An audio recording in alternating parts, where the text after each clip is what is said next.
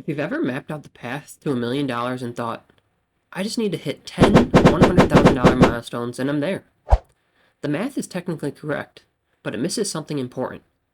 When investing properly, each of those milestones does not take the same amount of time, and the gap between the first one and the last one is so dramatic it changes how you think about where you are right now in your financial journey. Today we're walking through exactly how long it takes to each $1,000 milestone on your way to a million. Assuming $1,000 invested every month at an 8% annual return, why the first 100,000 is doing far more heavy lifting than most people realize, and what happens if you try to save your way there without investing at all. And finally, what a small annual increase to your contributions does to your entire timeline.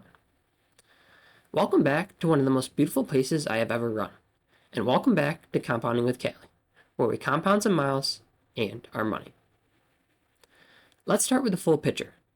At $1,000 a month and 8% annual returns, you reach your first $1 million in about 25.6 years. That's the destination. Now let's break down what the road actually looks like to get there, because the pace of each leg of the journey is nothing like you expect. Your first 100,000 takes 77 months, just over 6.5 years.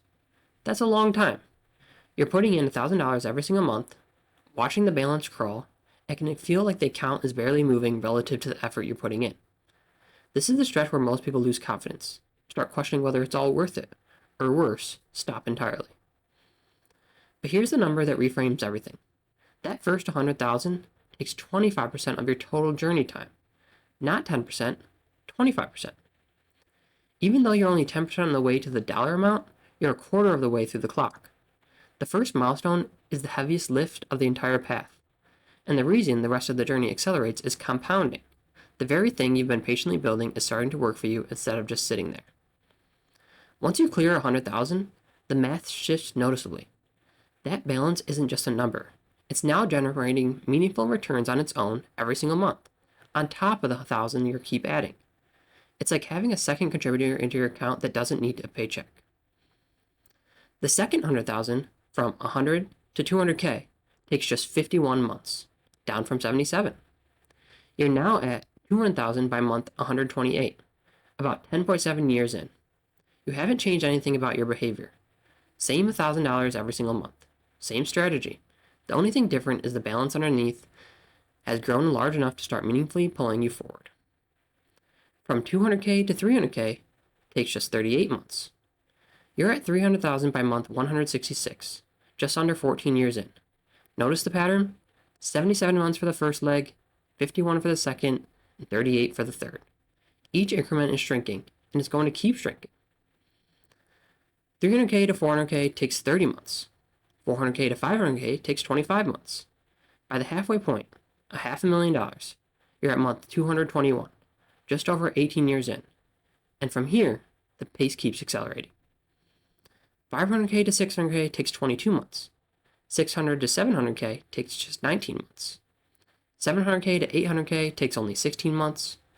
Less than a year and a half to add what took nearly 6.5 years the first time. By month 278, you're at $800,000, 23 years in. The last two legs are where it really crystallizes. 800K to 900K takes just 15 months, and your final $100,000, crossing from 900K to a million, takes just 14 months. The same milestone that once took 77 months now takes 14.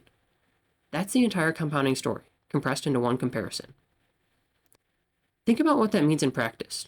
You spent 77 months grinding towards your first 100,000. Your last 100,000 arrives in less than a quarter of that time, without changing a single thing about your strategy. The account has grown large enough that its monthly returns alone are nearly matching what you're contributing. The math is finally working harder than you are. This is why the advice to get your first 100K as fast as possible is so consistent across every serious conversation about wealth building. It's not just about a psychological milestone. It's the point where your compounding starts to meaningfully shift the timeline. Every dollar you put in during those first 77 months is going to spend the next 20 years generating its own returns, which generate their own returns, stacking year over year until your account barely needs you anymore. Now, before we get to the conclusion, it's worth pausing on something that puts this all into perspective. Because some people hear these timelines and think, what if I just save the money instead? skip the investing, avoid the market, and just put $1,000 a month into a savings account until I hit $1 million. Here's what that actually looks like. At $1,000 a month with no investment returns, reaching $1 million takes exactly 1,000 months. That's 83 years. You would need to start saving at 20 years old and not stop until you're 103 to get there on savings alone. And that's assuming inflation doesn't eat into every purchasing power every dollar along the way, which it absolutely will. This isn't a knock on saving. Having an emergency fund and keeping cash accessible, building a cushion, all of that matters. But saving as a strategy for building wealth doesn't work, because savings accounts don't compound meaningfully. Your money sits there while everything around you gets more expensive.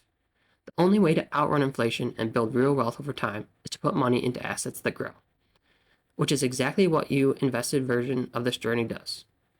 83 years versus 25.6 years is not a small difference. That's your entire life versus a chapter of it.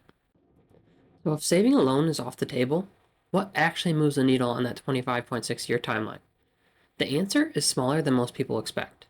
What if, instead of a flat $1,000 every month forever, you just increase your annual contribution by $1,000 each year?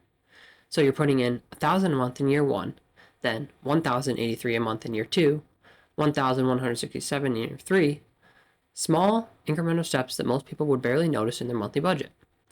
That one adjustment cuts the timeline from 25.6 years down to just 20.7. You reach your million nearly 5 years earlier, and your monthly contribution at the finish line is around $2,600 a month, a number you arrived at gradually over 2 decades rather than all at once. Think about what that actually requires in a year 1 versus year 20. In the beginning, you're adding roughly $80 extra a month compared to the flat strategy. That's a dinner out, a streaming subscription, a small habit redirected. But because those dollars go in early and compound for the full duration, they punch far above their weight by the time you hit the finish line.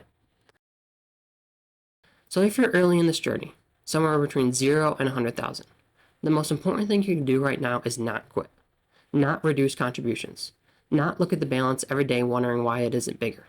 The first stretch is supposed to feel slow. It's not a sign the strategy isn't working.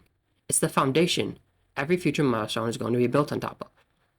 The first 100,000 takes 25% of the journey. The last 100,000 takes less than 5. Saving alone takes 83 years. Investing gets you there in 25. And adding just $100 more per year shaves another 5.5 years off that. None of these are dramatic moves. They're just the math, and the math rewards the people who start, stay consistent, and look for small ways to push forward every year. Stay consistent, keep investing. The math is working even when it doesn't feel like it. Thanks for tuning in. Same pace next time. Keep compounding.